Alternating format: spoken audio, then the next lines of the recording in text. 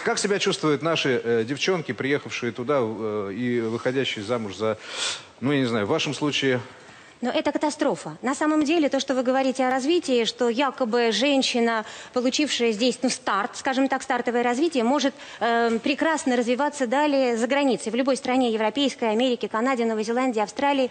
На сегодняшний день к нам в «Русские матери» обратились женщины и мужчины, тоже из 32 стран мира, россияне, которые готовы бежать без задних ног сюда, на родину. Почему? Потому что человек, приезжая за границу, становится как раз иностранной женой или иностранным мужем, человеком второго сорта. Расскажу... Кто? Наши россияне. Дело в том, что, например, на себе испытала, на собственной шкуре. Права, которые действуют в Москве, 8 лет водила машину, аннулируются. Вы должны пойти в школу учиться, потому что у вас в Москве все покупают права. Образование, кандидат наук, 8 лет университета. По уровню, вроде бы как доктор, можно работать в университете. Я была замужем в Норвегии. Оказывается, образование в пересчете, минус детский сад, кандидатская не действует, ничего не действует, ты становишься ноль. Ты можешь идти, в лучшем случае, мыть полы.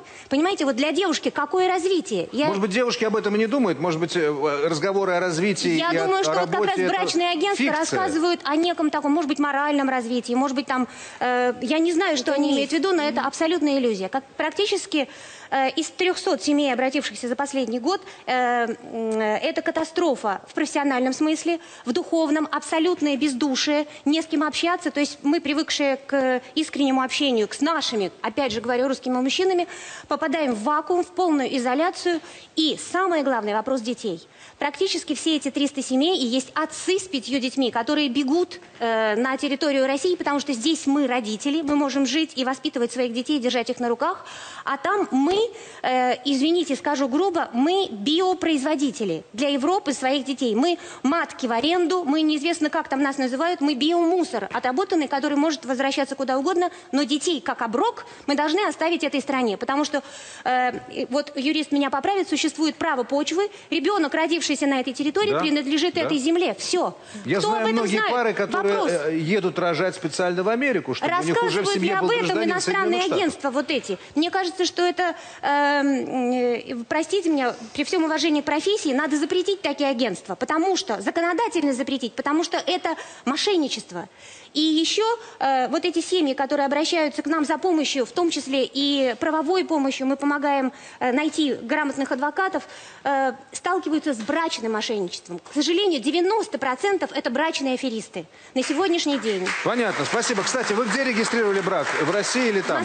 В Москве здесь у нас единственный ЗАГС, где можно зарегистрировать брак. Я познакомилась здесь, в Москве, тоже со своим будущим супругом, ну, через подругу. Общались в основном, конечно, по интернету, потому что он не мог жить первое время здесь, в России. Зарегистрировались здесь, разводилась там. И бежала оттуда с 2 детьми, удалось спасти только одного. В результате мой ребенок находится сегодня в приемной семье на секретном адресе. Запрещены скайп, телефон, переписка, даже открытки 3 года нельзя писать. Вот вам результат. Конечно, моя история, возможно, выглядит, ну, скажем так, крайней какой-то точкой. Чудовищно ваша история выглядит. Но лучше знать. Наша работа заключается в том, что девушки и молодые люди, выбирая какую-то страну проживания, должны изучить законы, а супруги иностранцы, какие наши права там, и законы о детях. То есть, какие права мы будем иметь на собственного ребенка там. И сдав какой небольшой экзамен, если бы вот агентство обучали этому, знание закона, тогда страна бы у нас тоже, если бы был такой экзамен, несла бы не то что ответственность, но помогала бы людям сделать этот выбор заранее. Спасибо, спасибо. Без трагедии. Галина, как вы относитесь к тому,